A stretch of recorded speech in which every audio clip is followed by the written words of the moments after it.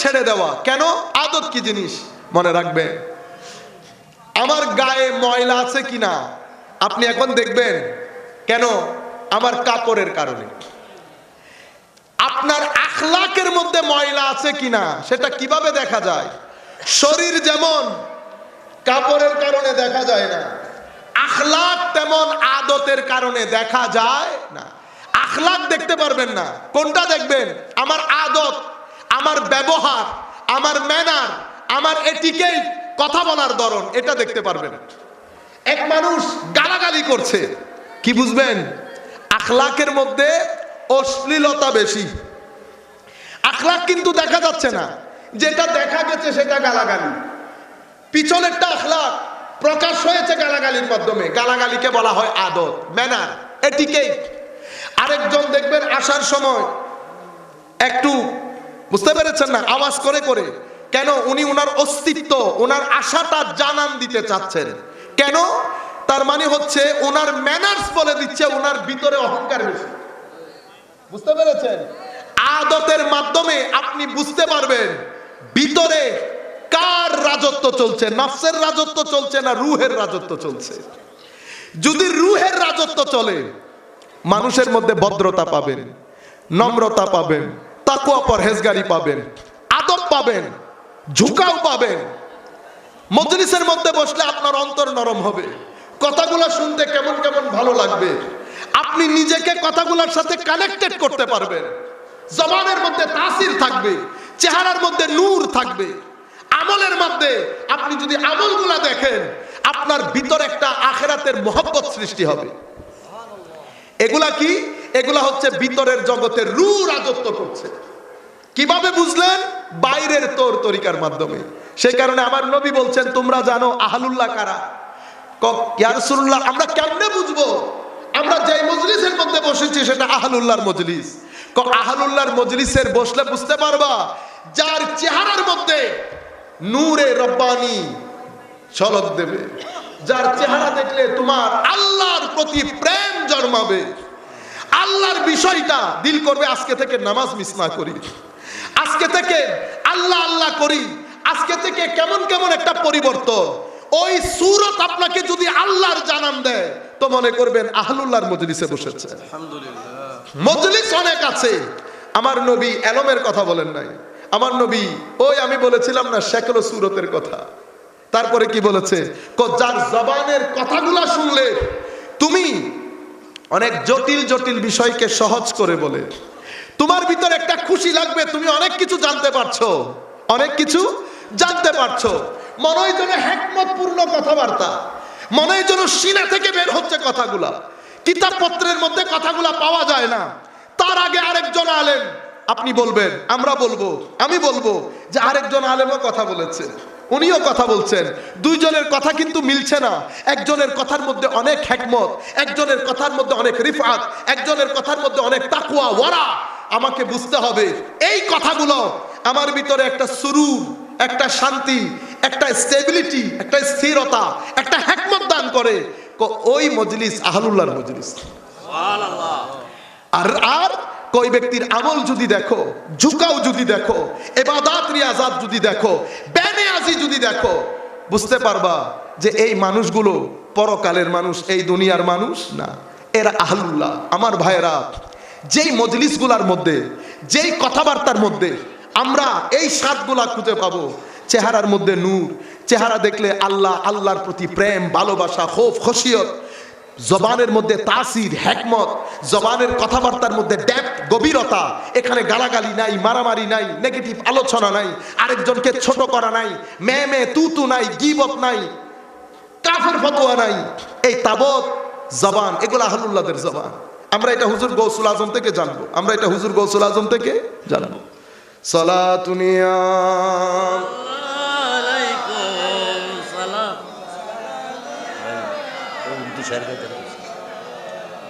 সালাতুনিয়া রাসূলুল্লাহ আলাইকুম সালাতুনিয়া হাবিবাল্লাহ আলাইকুম বাগে তৈবা মে সুহান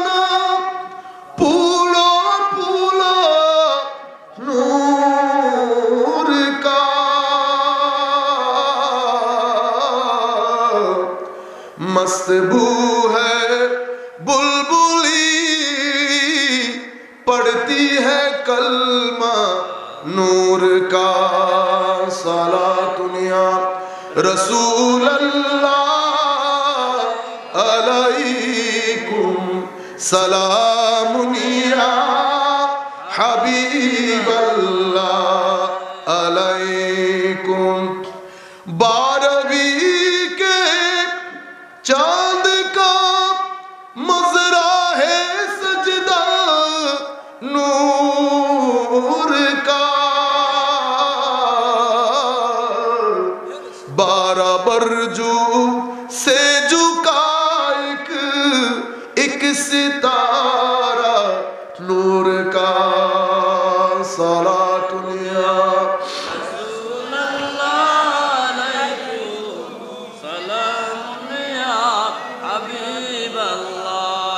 আলাইকুম। সম্মানিত উপস্থিতি, সামান্য কথা আছে, এগুলা বলে যেতে না পারলে পেটের মধ্যে কামড়ানি থাকবে। এগুলো আবার কোন জায়গায় গিয়ে অর্ধেক থেকে বলবো, এই জন্য বলে চলে যাই। বলতে চাচ্ছিলাম আমরা ঠিক কোন জায়গার মধ্যে ছিলাম আপনাদের মনে আছে? কোন জায়গার মধ্যে কেউ একজন বলতে পারবেন?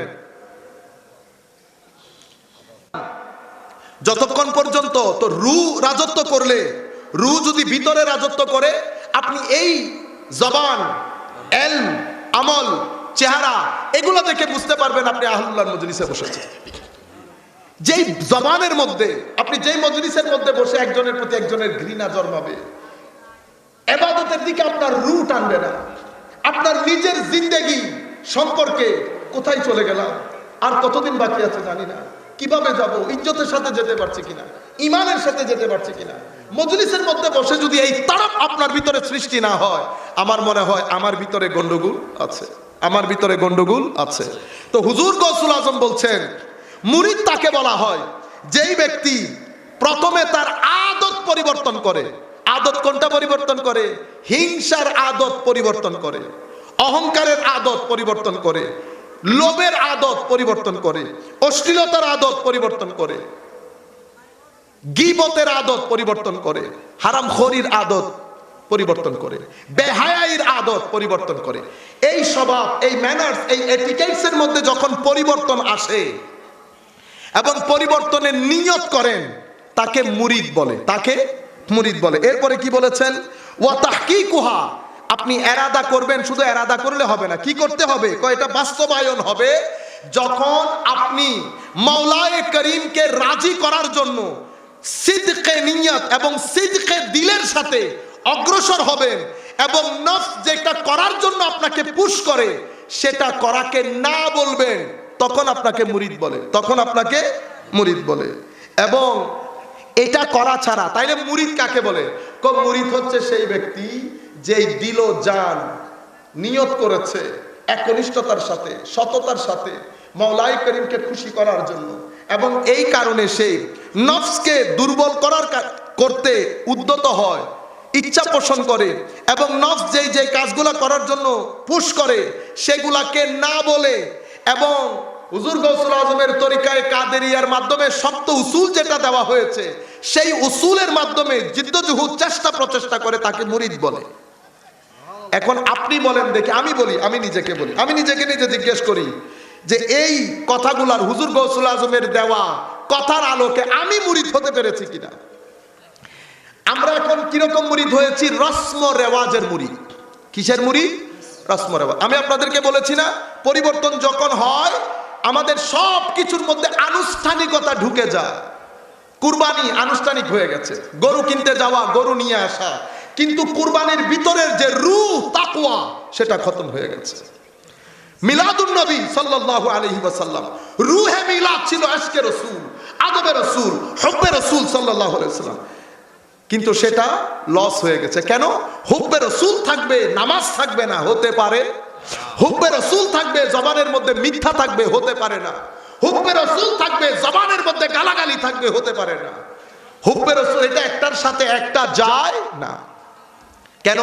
আমার নবী আল্লাহ বলেছেন ইন্না আউলান নাসি বিইব্রাহিম লাল্লাযীনা তাবাউহু ওয়া হাযান নবী, আমার নবীর নিকটে তারা যারা আমার নবীকে আনুগত্য করে এবং আমার নবীকে সর্বোচ্চ সম্মান করে। ফাল্লাযীনা আমানু বিহি ওয়া আযযারুহু, সর্বোচ্চ সম্মান করে। আমরা কেউ মহব্বতের সাইড নিয়ে নিয়েছি, কেউ আনুগত্যের সাইড নিয়ে নিয়েছি না। আহলুস সুন্নাহ ওয়াল জামার ক্যারেক্টারিস্টিক হচ্ছে এক হাতে ইশকে রাসূল, আরেক হাতে ইতাআতে রাসূল, দুইটার মাধ্যমে আমাদের অগ্রসর হওয়া। আপনারা বুঝতে পেরেছেন?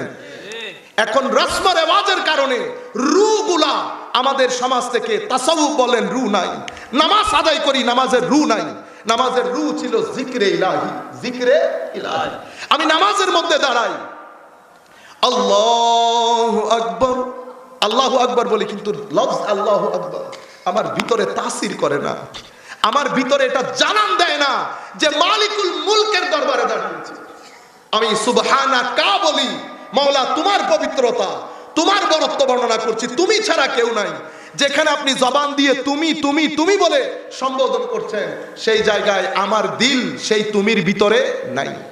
আমরা সাধারণ মানুষ যখন আপনারা আমাদেরকে কোনো প্রশ্ন করেন, অন্যদিকে ফিরে আমরা মনে করি এটা বেয়াদবি হয়ে গেছে।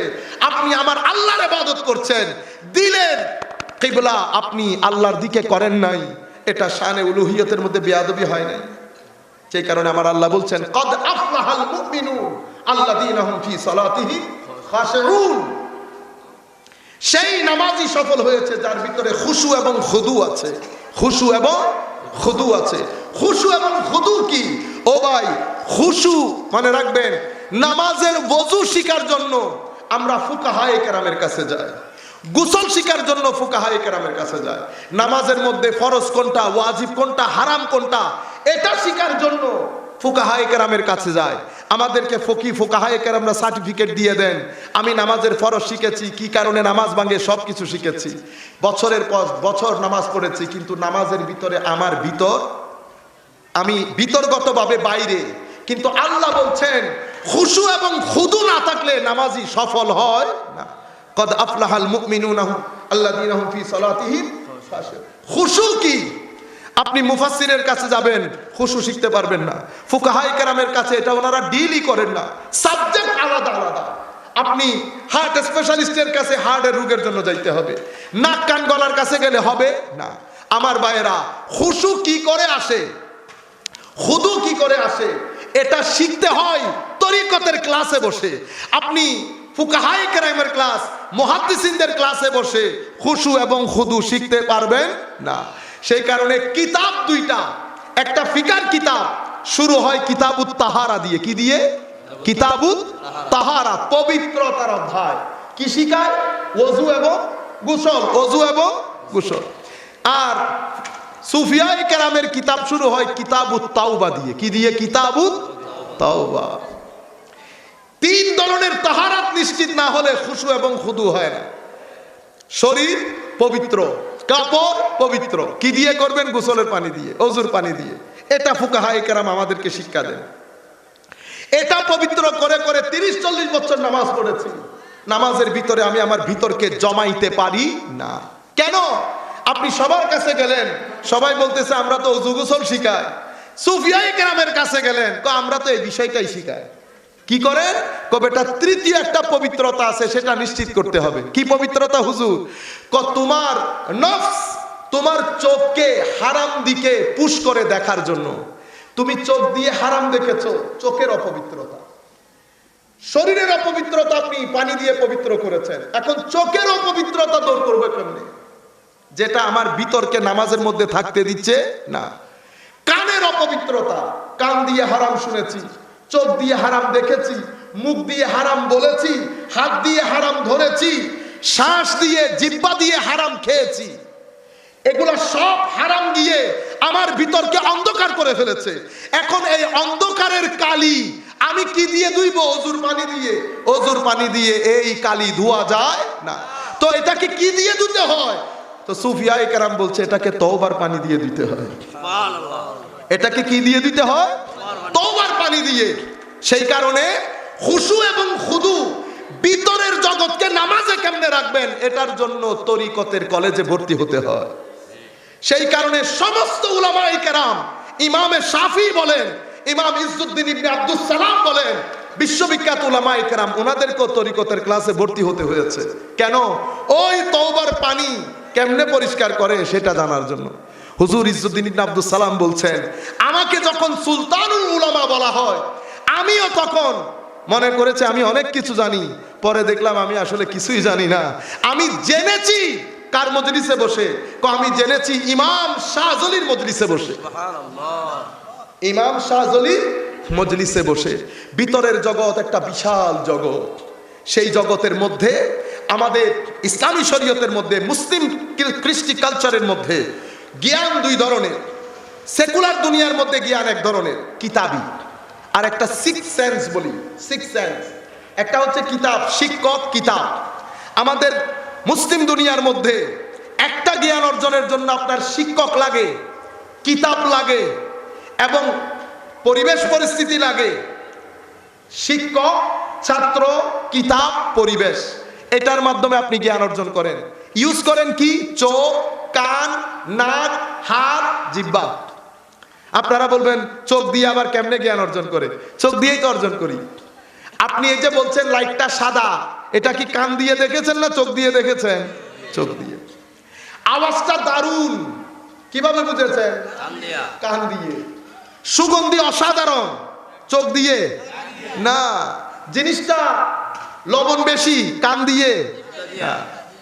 এই পাঁচটা ইন্দ্রিয় বলা হয়। এগুলা কার ইশারায় চলে? ব্রেইনের ইশারায়। একটা জিনিস যদি কাজ না করে, ধরেন এই হাত কাজ করছে না, যাদের প্যারালাইজড হয়, মাওলাই করিম যাদের হয়েছে তাদেরকে শেফা দান করুন। আমরা যারা বেঁচে আছি আমাদেরকে এই রোগ থেকে আল্লাহ পানা দান করুন, আমিন বলেন সবাই। এখন প্যারালাইজ যাদের হয়েছে, আপনি হাত দিয়ে দেখেন, বুঝতে পারেন? চলে আসছে? আচ্ছা, আসতে দেন, তাইলে আমরা বক্তব্য গুছাই ফেলবো ইনশাআল্লাহ। তো বলতে চেয়েছিলাম, বাদুর শাহ মুজাদ্দিদ সাহেব করে আসবেন? আচ্ছা, আসলে তো দেখবো ইনশাআল্লাহ। তো বলতে চাচ্ছিলাম, এখন হাত কাজ যদি না করে, ব্রেইনকে যদি রাত দিন জিজ্ঞেস করেন, এই ব্রেইন এটা নরম না শক্ত, ব্রেইন বলতে পারবে? পারবে না। এতটুকু তো আপনারা বুঝেছেন। এই এলমের পরে আমাদের মুসলিম দুনিয়ার মধ্যে আরো তিনটা এলম আছে। সেটা কি জানেন? এলহাম, কাশফ, ইলমে লুদুন্নি। ইলমে লুদুন্নি কোনটা? ইলমে লুদুন্নি হচ্ছে আপনি যখন নফসকে ধরে কলমের বর্তনকে পরিষ্কার করবেন, রূহ যখন কলমের বর্তনে বসবে, কলম যখন পরিষ্কার হয়ে নিজেকে কাবেল যোগ্য করবে, আমার আল্লাহ সেই কলমের বর্তনে কিছু এলম ঢেলে দেন, কিছু এলম ঢেলে দেন। যেই এলমের কারণে মূসা আলাইহিস সালামকে আল্লাহ বলেছেন খিজিরের কাছে যাইতে, ওয়া আল্লামনাহু মিন লাদুন্না ইলমা। আমি তাকে কি দান করেছি? আমরা ইলমে লুদুন্নি দান করেছি। কিছু কাশফ, যেমন কাশফের জ্ঞান। কি কাশফের জ্ঞান? এটা বর্ণনা করছে, সাধারণভাবে মনে হয় শেখ ইবনে তাইমিয়া, তরিকত ও তাসাউফের বিরোধী শেখ ইবনে তাইমিয়া ওনার কিতাব আল ইস্তেকামার মধ্যে হুজুর গৌসুল আজমের একটা কারামাত বর্ণনা করেছেন। কি? উনি বলছেন, আমার শেখ সোহরাওয়ার্দী রাদিয়াল্লাহু তাআলা আনহু, শিহাবুদ্দিন সোহরাওয়ার্দী, উনি গেছেন, উনি তখন ছোট, ওনার চাচা নজিব সোহরাওয়ার্দী ওনাকে নিয়ে হুজুর গৌসুল আজমের বাড়িতে গেছেন, হুজুর গৌসুল আজমের মসজিদে গেছেন। হুজুর গৌসুল আজমের মসজিদে হুজুর গৌসুল আজম আসছেন, জোহরের নামাজ পড়াবে। আমার চাচা মানে সোহরাওয়ার্দীর চাচা নজিব সোহরাওয়ার্দী গেছেন হযরত শেখ সোহরাওয়ার্দীকে নিয়ে হুজুর গৌসুল আজমের কাছ থেকে পরামর্শ নিতে। যখন নফস দুর্বল হয়ে যায়, রূহ যখন কলবের বর্তনে বসে যায়, মাওলাই করিম সেই জগতের মধ্যে আল্লাহ খাস কিছু এলম দান করেন, সেটা ইলমে লুদুন্নি বলে। কাশফের বিষয়টা বলতে চাচ্ছিলাম। তো শেখ ইবনে তাইমিয়া বলছেন ওনার কিতাব আল ইস্তেকামার মধ্যে, উনি বলছেন আমার শেখ শিহাবুদ্দিন সোহরাওয়ার্দী রাদিয়াল্লাহু আনহু, উনি ছোট, উনাকে ওনার চাচা নজিব সোহরাওয়ার্দী নিয়ে হুজুর গৌসুল আজমের কাছে গেছেন পরামর্শ করার জন্য, যে হুজুর আমার ভাতিজা যুক্তিবিদ্যা, কালাম শাস্ত্র পড়তে চায়, আমি তাকে কি পড়াবো? বলেন নাই, কিন্তু হুজুর গৌসুল আজম এসে জোহরের নামাজে দাঁড়ালেন। জোহরের নামাজে দাঁড়ানোর পরে হঠাৎ করে পিছন ফিরে বললেন, হে নজিব, তুমি যেটা তোমার ভাতিজাকে শিখাতে চাচ্ছ, মা হুয়া মিন জাদিল কবুর, এটা আখিরাতে কোনো কাজে আসবে না। কিন্তু বলে নাই তো এই পুরা বিষয়টাকে শেখ ইবনে তাইমিয়া বলছেন, আন্না শেখ কাশাফাহু, ইয়ানি হুজুর গৌসুল আজম শেখ সৈয়দ মহিউদ্দিন আব্দুল কাদের জিলানী কাশফের মাধ্যমে ওই ঘটনা জেনে গেছেন। মূল বিষয় যেটা বলতে চাচ্ছিলাম সেটা, আমাদের ইসলামিক ক্লাসিক্যাল সায়েন্সের মধ্যে আরো একটা সোর্স আছে এলমের, এলহাম, কাশফ এবং এলমে লাদুন্নি। তো এই প্রথম এলম জানার জন্য শিক্ষক, কিতাব, মাহল সবকিছুর প্রয়োজন হয়। আর এই এলমটা শিখার জন্য মুজাহাদার প্রয়োজন হয়। নফসকে কাবু করে রু কলবের বর্তনে বসে মারিফতে খুদাবন্দি তথা ফামান শারাহাল্লাহু সাদরাহু লিল ইসলামের নূরের প্রয়োজন হয়। সেই নূর কিভাবে অর্জন করবেন সেটা জানার জন্য তরিকতের কলেজে ভর্তি হতে হয়। তো তরিকতের কলেজে যিনি পড়ান উনি এই ভিতরের জগৎ কেমনে পরিষ্কার করে আপনাকে, আমরা যখন শরীয়তের আলেমের কাছে যাই ওনারা আমাদেরকে যে তৌহিদ শিক্ষা দেন সেটাকে বলে তৌহিদে তালাবি বা খবরি। তরিকতের শিক্ষকের কাছে যখন যায় ওনারা আমাদেরকে শিক্ষা দেন তৌহিদে হুব্বি। তৌহিদে হুব্বি তৌহিদে হুব্বি কি? তৌহিদে তালাবি এবং খবরি মানে আল্লাহ এক, আমরা সবাই বিশ্বাস করি, কিন্তু আল্লাহর ওলিরা যখন আল্লাহ এক বলেন তো আমাদেরটা শুধু বিশ্বাস, তারা বিশ্বাসও করে, লালন করে, পালন করে, এটাকে ধারণ করে।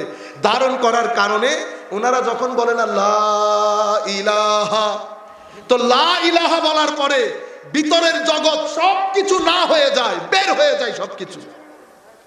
যখন ইল্লাল্লাহর বাড়ি পড়ে তো ঠাস করে একটা লাইট জ্বলে উঠে, সে লাইট হচ্ছে মারিফতে খুদাবন্দির লাইট। যখন সে লাইট জ্বলে উঠে তো আল্লাহর ওলির সিনার ভিতরে আল্লাহ বাদে সবকিছু না হয়ে যায়, সবকিছু না হয়ে যায়।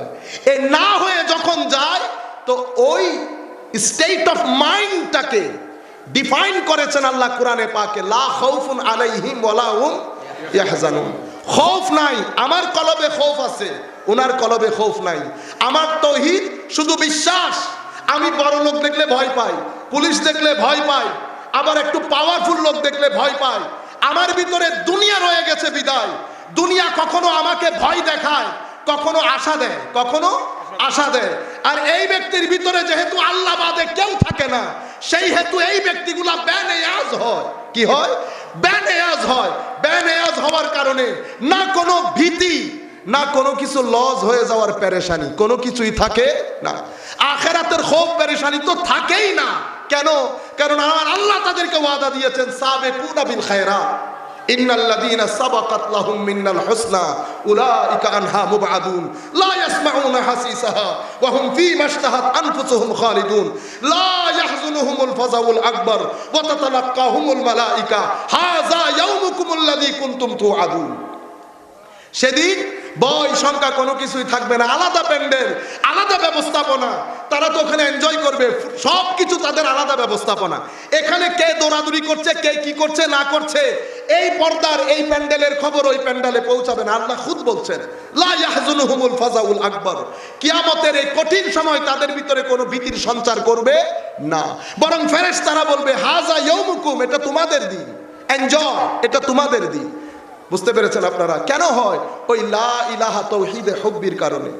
আমরা আজকে এতটুকু হুজুরকে বসিয়ে রেখে কথা বলা বেয়াদবি হয়ে যাবে। আমরা আমাদের মূল বিষয় যেটা ছিল আমরা চেষ্টা করেছি কিছু বিষয় বলার জন্য, যতটুকুন পেরেছি মাওলা যেদিক দিয়ে নিয়ে গেছেন সেদিক দিয়ে যতটুকুন পেরেছি বলেছি। ভবিষ্যতে কোথাও দেখা হলে আমরা আমাদের আজকের বিষয়ে আরেকটু বলার চেষ্টা করব। আজকে আমরা এখানেই রাখছি এবং হুজুরের কাছে দোয়া চেয়ে আমরা আমাদের বক্তব্য এখানে সমাপ্ত ঘোষণা করছি।